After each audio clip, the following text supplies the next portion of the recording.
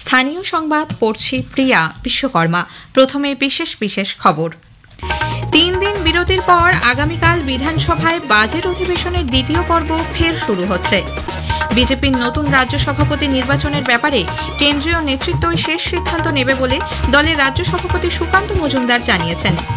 কলকাতা হাইকোর্টের বিচারপতি জয়মাল্য বাগচি আগামীকাল সুপ্রিম কোর্টের বিচারপতি হিসেবে শপথ নেবেন। এদিকে আগামীকাল সুপ্রিম কোর্টে আরজিকর মামলার শুনানি। পথ দুর্ঘটনার কারণ বিশ্লেষণ করে পুনরাবৃত্তি ঠেকাতে এবং ক্ষতিপূরণের প্রক্রিয়ায় গতি আনতে রাজ্য সরকার বিশেষ কমিটি গঠনের সিদ্ধান্ত নিয়েছে। ইফতারের অনুষ্ঠানে যোগ দিতে মুখ্যমন্ত্রী মমতা ব্যানার্জি আগামীকাল ফুরফুরা শরীফে যাচ্ছেন। রাজ্যে আগামী 2 দিন পশ্চিমের কয়েকটি জেলায় তাপপ্রবাহের সম্ভাবনা থাকলেও দক্ষিণবঙ্গের বেশ কিছু জেলায় আজ বিক্ষিপ্ত বৃষ্টির খবর পাওয়া গেছে। আসছে বিস্তারিত খবরে। 3 দিন বিরতির পর আগামীকাল বিধানসভায় বাজেট অধিবেশনের দ্বিতীয় পর্ব ফের শুরু হচ্ছে।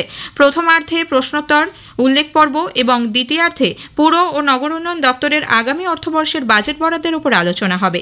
মঙ্গলবার বিদ্যালয় ও উচ্চশিক্ষা দপ্তরের বাজেট নিয়ে 3 ঘণ্টা আলোচনার কার্যসূচি রয়েছে। বুধবার স্বাস্থ্য ও পরিবার কল্যাণ দপ্তর এবং বৃহস্পতিবার অর্থ বিল ও ওয়েস্ট বেঙ্গল অ্যাপ্রোপ্রিয়েশন বিলের ওপর আলোচনা হবে। বিজেপির নতুন রাজ্য সভাপতি নির্বাচনের জন্য দল প্রস্তুত এবং কেন্দ্রীয় নেতৃত্বই এ ব্যাপারে শেষ কথা বলবে বলে জানিয়েছেন বিজেপির রাজ্য সভাপতি তথা কেন্দ্রীয় শিক্ষা প্রতিমন্ত্রী সুকান্ত মজুমদার। বিধাননগরে আজ দলীয় কার্যালয়ে উচ্চ পর্যায়ের সাংগঠনিক বৈঠক অনুষ্ঠিত হয়।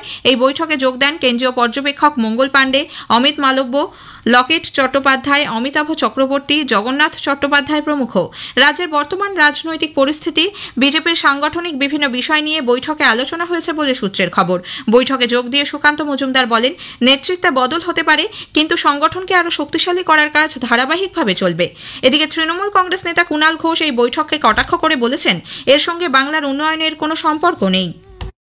তৃণমূল কংগ্রেস সারা বছর পড়াশুনো করে, উন্নয়ন করে, ভোটার লিস্টের কাজ করে, ফলে পরীক্ষার আগে রাত জেগে পড়তে বসার বাড়তি কোনো প্রয়োজন হয় না।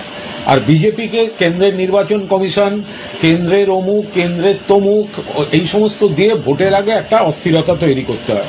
তো বাংলার মানুষ এসব বোঝেন, ফলে বিজেপির এই ধরনের কোনো ক্রিয়াকলাপ যাদের সঙ্গে বাংলার উন্নয়ন, বাংলার সংস্কৃতির কোনো সম্পর্ক নেই। দক্ষিণ 24 পরগনার ডায়মন্ড হারবার লোকসভা কেন্দ্রের 7টি বিধানসভা এলাকায় আজ শুরু হয়েছে সেবাশ্রয়ের মেগা ক্যাম্প। চলবে 20 মার্চ পর্যন্ত। ডায়মন্ড হারবার সেবাশ্রয় ক্যাম্পে 430 জনকে বিনামূল্যে চশমা দেওয়া হয়েছে। তাঁরা সেবাশ্রয় শিবিরে চোখের চিকিৎসা করিয়েছিলেন। প্রতিদিন সকাল 9টা থেকে বিকেল 5টা পর্যন্ত এই শিবির চলবে। কলকাতা হাইকোর্টের বিচারপতি জয়মাল্য বাগচি আগামীকাল সুপ্রিম কোর্টের বিচারপতি হিসেবে শপথ নেবেন। প্রধান বিচারপতি সঞ্জীব খান্না তাঁকে শপথ বাক্য পাঠ করাবেন। উপস্থিত থাকবেন শীর্ষ আদালতের অন্য বিচারপতিরাও। গত 6 মার্চ সুপ্রিম কোর্টের কলেজিয়াম বিচারপতি বাগচির নাম শীর্ষ আদালতের জন্য সুপারিশ করে। গত সোমবার বিজ্ঞপ্তি প্রকাশ করে আইন মন্ত্রক জানায়, রাষ্ট্রপতি দ্রৌপদী মুর্মু সুপ্রিম কোর্টের বিচারপতি হিসেবে নিযুক্ত করেছেন বিচারপতি বাগচিকে। শীর্ষ আদালতে তাঁর কার্যকালের মেয়াদ হবে 6 বছরের। সুপ্রিম কোর্টে আগামীকাল আরজিকর মামলার শুনানি রয়েছে। নিহত চিকিৎসক ছাত্রীর পরিবারের আবেদনের ভিত্তিতে প্রধান বিচারপতি সঞ্জীব খান্নার বেঞ্চে এই শুনানি হবে। মৃতার বাবা মা সিবিআই তদন্তের গতি প্রকৃতি নিয়ে অসন্তোষ প্রকাশ করে সুপ্রিম কোর্টের দ্বারস্থ হয়েছিলেন। মূলত সিবিআই তদন্তে গাফিলতির অভিযোগ নিয়েই তাঁরা দৃষ্টি আকর্ষণ করেছিলেন। সিবিআই দোষী সঞ্জয় রায়ের ফাঁসির আবেদন জানিয়েছিল কলকাতা হাইকোর্টে, যদিও নির্যাতিতার বাবা মা সঞ্জয়ের ফাঁসির পক্ষে নয় বলে আদালতে জানিয়েছিলেন। পথ দুর্ঘটনার কারণ বিশ্লেষণ করে পুনরাবৃত্তি ঠেকাতে এবং ক্ষতিপূরণের প্রক্রিয়ায় গতি আনতে রাজ্য সরকার বিশেষ কমিটি গঠনের সিদ্ধান্ত নিয়েছে। রাজ্য ও জেলা স্তরে এই কমিটি গঠন করা হবে। পূর্ত, স্বাস্থ্য, পরিবহন, পুলিশের আধিকারিক এবং বীমা সংস্থার প্রতিনিধিরা এই কমিটিতে থাকবেন। প্রতিটি জেলায় জেলা শাসকের নেতৃত্বে একই রকমের কমিটি তৈরি করা হবে। কলকাতা পুর এলাকায় কেএমডি এর একজন সদস্যকে কমিটিতে রাখার সুপারিশ করা হয়েছে। আগামী আর্থিক বছরের প্রথম থেকেই এই কমিটি কাজ শুরু করবে বলে পরিবহন দপ্তর সূত্রে খবর। প্রতি মাসে নিয়ম করে এই কমিটিগুলি বৈঠকে বসবে। নির্বাচন কমিশন আধার কার্ডের সঙ্গে এপিকের সংযুক্তিকরণের বিষয়ে আগামী মঙ্গলবার বৈঠক ডেকেছে। মুখ্য নির্বাচন কমিশনার জ্ঞানেশ কুমারের পৌরোহিত্যে ওই বৈঠক হওয়ার কথা। কেন্দ্রীয় স্বরাষ্ট্র সচিব, আধার কমিশনের সিইও, সংসদ বিষয়ক মন্ত্রকের সচিব এবং কেন্দ্রীয় আইন সচিবকে উপস্থিত থাকতে বলা হয়েছে। সমস্ত জাতীয় ও আঞ্চলিক রাজনৈতিক দলের কাছ থেকেও কমিশন এই বিষয়ে মতামত এবং পরামর্শ চেয়েছে। 30 এপ্রিলের মধ্যে কমিশনের কাছে এই পরামর্শ বা মতামত পাঠানো যাবে। আধার কার্ডের সঙ্গে এপিকের সংযুক্তিকরণের বিষয়ে নির্বাচন কমিশনের বৈঠকে নীতিগত সিদ্ধান্ত নেওয়া হতে পারে বলে মনে করা হচ্ছে। উল্লেখ্য, তৃণমূল কংগ্রেস সাংসদদের একটি প্রতিনিধি দল সম্প্রতি দিল্লিতে নির্বাচন কমিশনে গিয়ে স্বচ্ছ ভোটার তালিকা তৈরি এবং ভোটার ও আধার কার্ড সংযুক্তিকরণের দাবি জানায়। এদিকে প্রবীণ কংগ্রেস নেতা অধীর চৌধুরী বলেছেন, তার দল একাধিকবার ভোটার তালিকায় কারচুপি নিয়ে সরব হয়েছে, কিন্তু ভোটার লিস্ট সংশোধন নয়, তৃণমূল কংগ্রেসের আসল উদ্দেশ্য হল ভোটের প্রচার। ভোটার লিস্টকে সংশোধন করার নামে যেন বাংলায় নতুন করে ভোট প্রচার, ভোট পর্ব শুরু হয়ে গেল। কে কোথায় কাকে ভোট দিতে পারে তার আগাম তালিকা তৈরি করে তাদেরকে ভয় ভীতি প্রদর্শন এবং তার পাশাপাশি সাম্প্রদায়িক বার্তা প্রচার করা হচ্ছে। ভোটার লিস্ট সংশোধিত হোক, কিন্তু সাম্প্রদায়িক প্রচার বন্ধ হোক। মানুষকে বিভ্রান্ত করার রাজনীতি যদি ভোটার লিস্ট সংশোধন হয়, সাধারণ মানুষ যাবে কোথায়? ইফতারের অনুষ্ঠানে যোগ দিতে মুখ্যমন্ত্রী মমতা ব্যানার্জি আগামীকাল ফুরফুরা শরীফে যাচ্ছেন। উন্নয়ন প্রসঙ্গে স্থানীয় বিধায়ক তথা ফুরফুরা শরীফের পীরজাদা নওশাদ সিদ্দিকের সঙ্গে মুখ্যমন্ত্রীর সাম্প্রতিক বৈঠকের প্রেক্ষিতে এই সফর তাৎপর্যপূর্ণ বলে মনে করা হচ্ছে। রমজান মাস উপলক্ষে ফুরফুরা শরীফে সরকারি উদ্যোগে ইফতার সমাবেশের আয়োজন করা হয়েছে। পাশাপাশি এই সফরে পীরজাদা তোয়াহা সিদ্দিকের সঙ্গেও তার বৈঠক হতে পারে। পশ্চিম মেদিনীপুরের নারায়ণগড়ে বিজেপির এক প্রাক্তন মহিলা কর্মীকে ধর্ষণের অভিযোগ খতিয়ে দেখতে ডক্টর অর্চনা মজুমদারের নেতৃত্বে জাতীয় মহিলা কমিশনের একটি দল আজ ওই এলাকায় যান। মকরামপুরে নিগৃহীতার বাড়িতে গিয়ে নির্যাতিতা এবং তার পরিবারের লোকেদের সঙ্গে সদস্যরা কথা বলেন। সাংবাদিকদের ডক্টর মজুমদার বলেন, অভিযুক্ত শাসক দলের ঘনিষ্ঠ হওয়াতেই পুলিশ নিষ্ক্রিয়। আজ পর্যন্ত ধর্ষককে কেন অ্যারেস্ট করা হয়নি? মিথ্যা হলেও কোনো মহিলা যখন বলে যে আমার ওপরে শারীরিক যৌন নির্যাতন হয়েছে, যার নামে হয়েছে তাকে অ্যারেস্ট করতে পুলিশ বাধ্য, আইন তাই বলে। সেটা হয়নি। কেন হয়নি? তার একটাই কারণ, তিনি শাসক দলের কোনো একটা পদাধিকারী। এই অত্যাচার মেয়েদের উপরে আয়োগ মানবে না। অন্যায়, অবিচার, নির্যাতন কখনো শেষ কথা বলবে না। পরে জেলার অতিরিক্ত পুলিশ সুপার, ডিএসপি এবং নারায়ণগড় থানার ওসির সঙ্গে বৈঠক করে দলটি ফিরে যায়।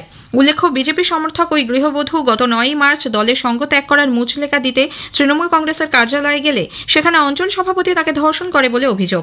ঘটনার পর থেকে নির্যাতিতা কল্যাণী এমসে ভর্তি ছিলেন। শুক্রবার তাকে ছেড়ে দেওয়া হয়। বেহালার একটি স্কুলে চুরির অভিযোগকে কেন্দ্র করে চাঞ্চল্য ছড়িয়েছে। জানা গেছে, দোল উপলক্ষে বিদ্যালয়ে ছুটি ছিল। এরপর আজ সকালে কেয়ারটেকার স্কুলে ঢুকে দেখেন লণ্ডভণ্ড হয়ে আছে প্রধান শিক্ষিকা ও অ্যাকাউন্টসের ঘর। আলমারির লকার ভেঙে প্রায় 10,000 টাকা চুরি করা হয়েছে বলে অভিযোগ। উত্তর কলকাতার মুক্তারামবাবু স্ট্রিটে আজ বিকেলে মেরামতির কাজ চলাকালীন একটি পুরনো বাড়ির একাংশ ভেঙে পড়ে। আহত হয়েছেন এক শ্রমিক, তাকে হাসপাতালে ভর্তি করা হয়েছে। 6তলা বাড়ির একাংশ রাস্তার উপর ভেঙে পড়ায় যাতায়াতে সমস্যা তৈরি হয়। খবর পেয়ে দমকলের 2টি গাড়ি ঘটনাস্থলে পৌঁছয়। ধ্বংসস্তূপ সরানোর কাজ চলছে। পূর্ব বর্ধমানের জামালপুরের নবগ্রামে পুরনো বিবাদকে কেন্দ্র করে দুপক্ষের সংঘর্ষে প্রায় 13 জন আহত হয়েছেন। গতকাল দুপুরে লাঠি ও ধারালো অস্ত্র নিয়ে একে অপরের ওপর চড়াও হয় তারা। তাদের জামালপুর ব্লক প্রাথমিক স্বাস্থ্য কেন্দ্রে ভর্তি করা হয়েছে। দুজনের আঘাত গুরুতর হওয়ায় তাদের বর্ধমান মেডিকেল কলেজ হাসপাতালে স্থানান্তরিত করা হয়। রাতভর অভিযান চালিয়ে 9 জনকে গ্রেপ্তার করা হয়েছে। ধৃতদের আজ বর্ধমান আদালতে তোলা হলে বিচার বিভাগীয় হেফাজতে পাঠিয়ে 19 তারিখ ফের আদালতে পেশের নির্দেশ দেওয়া হয়। রাজ্যে আগামী 2 দিন কয়েকটি জেলায় তাপপ্রবাহের সম্ভাবনা থাকলেও দক্ষিণবঙ্গের কয়েকটি জেলাতে আজ বৃষ্টির সম্ভাবনা রয়েছে। বাঁকুড়ায় আজ বিকেলে বজ্রবিদ্যুৎ সহ বৃষ্টি হয়। বেশ কিছু জায়গায় শিলাবৃষ্টিরও খবর পাওয়া গেছে। পূর্ব বর্ধমান, উত্তর 24 পরগনার বেশ কিছু জায়গাতেও আজ কয়েক পশলা বৃষ্টি হয়েছে। কলকাতায় আগামী 2 দিন তাপমাত্রা একই থাকবে, তবে 18 তারিখের পর তাপমাত্রা কিছুটা কমতে পারে বলে জানিয়েছেন আবহবিদ অন্বেষা ভট্টাচার্য। আগামী 2 দিন পশ্চিম দিকের জেলাগুলোতে হিটওয়েভের সম্ভাবনা রয়েছে, আর কিছু জায়গায় বিক্ষিপ্তভাবে বৃষ্টির সম্ভাবনা রয়েছে। আজ পুরুলিয়াতে বজ্রবিদ্যুৎ সহ বৃষ্টির সম্ভাবনাটা অলরেডি গড়ে উঠেছে। আর এর সঙ্গে বৃষ্টির পূর্বাভাস দেখছি যে ইস্ট বর্ধমান, হুগলি, নর্থ 24 পরগনা এবং নদিয়াতে। উত্তরবঙ্গের জেলাগুলোর ক্ষেত্রে আজকে মালদা, নর্থ দিনাজপুর, জলপাইগুড়ি, আলিপুরদুয়ার, কালিম্পং এবং দার্জিলিং এ বিক্ষিপ্ত বৃষ্টিপাতের সম্ভাবনা রয়েছে। কলকাতায় তো টেম্পারেচারটা আগামী 2 দিন এইরকমই থাকার কথা এবং তারপর 18 তারিখ থেকে টেম্পারেচারটা ফল করার কথা। শেষ করার আগে স্থানীয় সংবাদের বিশেষ কিছু অংশ আরও একবার। 3 দিন বিরতির পর আগামীকাল বিধানসভায় বাজেট অধিবেশনের দ্বিতীয় পর্ব ফের শুরু হচ্ছে। বিজেপির নতুন রাজ্য সভাপতি নির্বাচনের ব্যাপারে কেন্দ্রীয় নেতৃত্ব শেষ সিদ্ধান্ত নেবে বলে দলের রাজ্য সভাপতি সুকান্ত মজুমদার জানিয়েছেন। স্থানীয় সংবাদ শেষ হলো। এরপর খেলার খবর 8টা বেজে 10 মিনিটে।